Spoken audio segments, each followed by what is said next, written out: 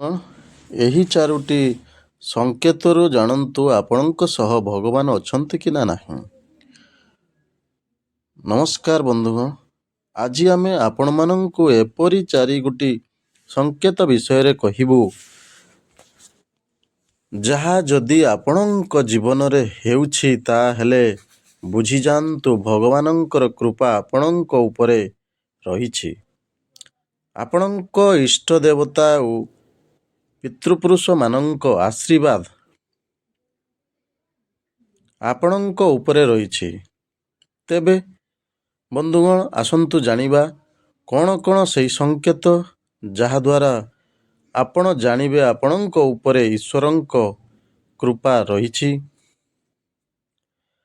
ଆମ ଧର୍ମଗ୍ରନ୍ଥରେ ସବୁ ପ୍ରଶ୍ନର ଉତ୍ତର ଦିଆଯାଇଛି। ଆମକୁ କେବଳ ସେହି ସବୁକୁ ବୁଝିବା ଆବଶ୍ୟକ। ଯଦି ଆମେ ଏହି ପବିତ୍ର ଗ୍ରନ୍ଥ ବା ଶାସ୍ତ୍ର କଥା ମାନିବା, ତାହେଲେ ଜାଣିବା କିଛି ଲକ୍ଷଣ ବିଷୟରେ। ସେହି ଲକ୍ଷଣ ବା ସଂକେତ ଯଦି ଆମକୁ ମିଳିଯାଏ, ତେବେ ବୁଝିଯାଆନ୍ତୁ ଭଗବାନ ବା ଇଷ୍ଟ ଦେବତାଙ୍କ କୃପା ଆମ ଉପରେ ଅଛି। ତେବେ ବନ୍ଧୁଗଣ, ଆସନ୍ତୁ ଜାଣିବା ଏହି ସଂକେତ ବିଷୟରେ। ତା ଆଗରୁ ଭିଡ଼ିଓଟିକୁ ଶେଷ ପର୍ଯ୍ୟନ୍ତ ଦେଖନ୍ତୁ। ବନ୍ଧୁଗଣ, ନମ୍ବର 1, ସ୍ୱପ୍ନ ସିଦ୍ଧି। ଯଦି ଆପଣ ରାତିରେ କୌଣସି ସ୍ୱପ୍ନ ଦେଖୁଛନ୍ତି ଏବଂ ଆପଣଙ୍କ ସହ ସେହି ଘଟଣା ଘଟୁଛି, ସେତେବେଳେ ଆପଣ ଭାବୁଥିବେ ଆପଣଙ୍କ ସ୍ୱପ୍ନ ବିଷୟରେ, ଯାହା ଆପଣଙ୍କ ଅସଲ ଜୀବନରେ ହେଉଛି। ଯଦି ଆପଣଙ୍କ ସହ ଏହା ହେଉଛି, ତାହେଲେ ଭାବିନିଅନ୍ତୁ ଆପଣଙ୍କ ଉପରେ ଭଗବାନଙ୍କ କୃପା ଅଛି। ସେଥିପାଇଁ ଆପଣ ଭଲ କର୍ମ କରି ଚାଲନ୍ତୁ, ଆପଣଙ୍କୁ ନିଶ୍ଚୟ ସଫଳତା ମିଳିବ।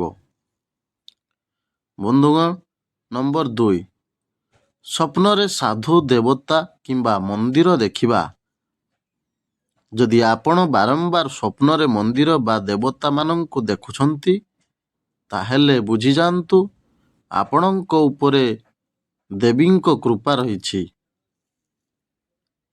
ଯେଉଁ ଭଗବାନଙ୍କୁ ଆପଣ ସ୍ୱପ୍ନରେ ଦେଖୁଛନ୍ତି, ଆପଣ ସେହି ଭଗବାନଙ୍କ ପୂଜା ବାସ୍ତବରେ କରନ୍ତୁ।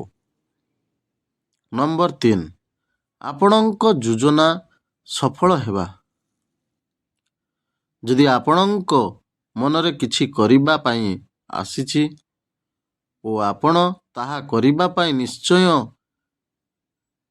ନେଲେ ଏବଂ ଯଦି ସେହି କାର୍ଯ୍ୟଟି ସିଦ୍ଧ ହୋଇଯାଏ, ତାହେଲେ ବୁଝିଯାଆନ୍ତୁ ଆପଣଙ୍କ ଉପରେ ଈଶ୍ୱରଙ୍କ କୃପା ରହିଛି।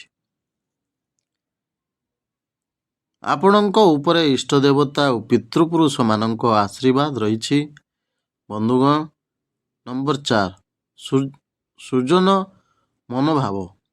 ଯଦି ଆପଣ କୌଣସି ଅସୁବିଧା ବା ଦୁର୍ଘଟଣାରେ ପଡ଼ିଛନ୍ତି, ଏହାପରେ ଆପଣ କୌଣସି ଅନ୍ୟ ଲୋକ ବିରୋଧରେ କୌଣସି ଖରାପ ଚିନ୍ତାଧାରା ରଖନ୍ତୁ ନାହିଁ। ତାହେଲେ ବୁଝିଯାଆନ୍ତୁ ଆପଣଙ୍କ ଉପରେ ଭଗବାନଙ୍କ କୃପା ରହିଛି। ଏହି ମନୋଭାବ ସବୁ ଲୋକଙ୍କ ମନରେ ଆସିନଥାଏ। ଆପଣଙ୍କ ଉପରେ ଭଗବାନଙ୍କ ଆଶୀର୍ବାଦ ରହିଛି। ବନ୍ଧୁଗଣ, ଯଦି ଭିଡ଼ିଓଟି ଭଲ ଲାଗିଥାଏ ତ ସବସ୍କ୍ରାଇବ୍ କରିବାକୁ ଜମାରୁ ଭୁଲିବେନି। ଲାଇକ୍ କରନ୍ତୁ, କମେଣ୍ଟ କରନ୍ତୁ, ସେୟାର କରନ୍ତୁ। ଜୟ ଜଗନ୍ନାଥ, ଜୟ ମା ଲକ୍ଷ୍ମୀ। ଧନ୍ୟବାଦ।